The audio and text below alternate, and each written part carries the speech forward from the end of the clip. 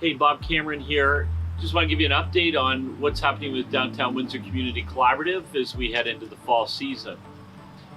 We were thinking back that in February, after almost 10 years of doing ministry in the downtown core, we held a What's Next party where we celebrated some amazing stuff that's happened over those years. And as we transitioned out of a couple of our grants and our building and some staffing changes, we're looking at what's the future hold. And then COVID hit, which made the question of what's next truly a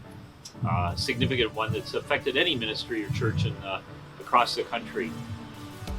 What we found was that it gave us a chance to pause and to breathe and to think of what this next decade of DWCC is all about and what will hold, what defines us in our character traits, our values, our practices. And we'll fill you in a bit more of that in the coming month or so as time comes along. But even with the COVID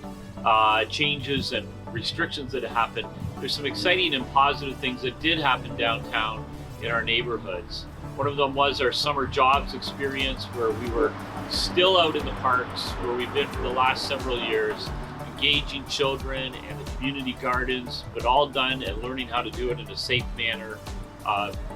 for both children and family and all those involved, in building deeper relationships with our neighbors through our community gardens that took place in 4 community spots across the downtown core. The other significant change that happened was the launching of our REACT, Recovery Education for Addictions and Complex Trauma, that's starting in just another week or so on October 5th, where we are providing support and training right now so that folks can enter into an outpatient program that provides an opportunity to address the hurts at the heart level of traumatic experiences that serve as the engine that drive addictions and mental health concerns. And the church, through DWCC, provides a space for healing for wounds and relationships for isolation. Through the summer, we've traditionally hired summer students through Canada Summer Jobs, and we continued that on this summer to help in creative ways of engaging in a safe way our children in our neighborhoods that we built relationships with. And we did that through not only limited sports, safe at a distance, but also introducing a music component this year that allowed us to stay in contact with families and our neighborhoods through our summer parks. The essence of what the Downtown Windsor Community Collaborative has been about is participating in God's reconciling mission through bringing people together out of isolation and into relationship. And there's no doubt that our COVID-19 pandemic has been a real challenge to that in making us rethink on how we reconcile and bring people together into relationship when we have such limitations of what we've done over the last several years. And even in spite of that adjustment, there has been so many good things that have happened that have kind of rebuilt our confidence or allowed us to think creatively in how we respond to our neighbors.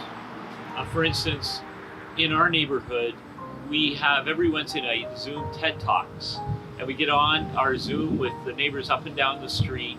and each week presents an expertise or their expertise in some field that we've never thought of. And the irony is that we've met neighbors who've lived in this neighborhood for several years, but we've never had a chance to meet them, and we've met them over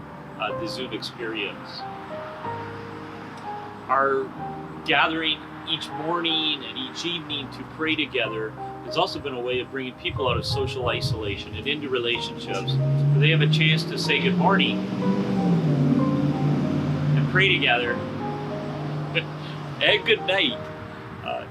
through our compline or evening prayers. So we're deepening the relationships we have, and that's perhaps the call within this COVID-19 environment of deepening the relationships we have with those that we've been brought into relationship with.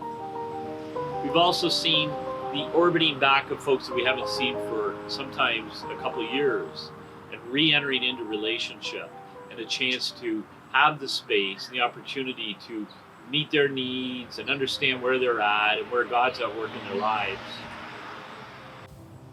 there's a way, if there's a way that I could just say thank you as well for supporting us. Margot and I were just reflecting back a couple of weeks ago. That was 10 years ago, where the U-Haul trailer came down the highway and we landed at the corner of Victoria and Erie, began to meet our neighbors before we were literally in the door, and the amazing things that have happened over that 10 years. And as we get a chance to reflect on that, to laugh, to cry, we also have a chance to be with a hopeful anticipation, a hopeful imagination of what is in store for this next decade to come.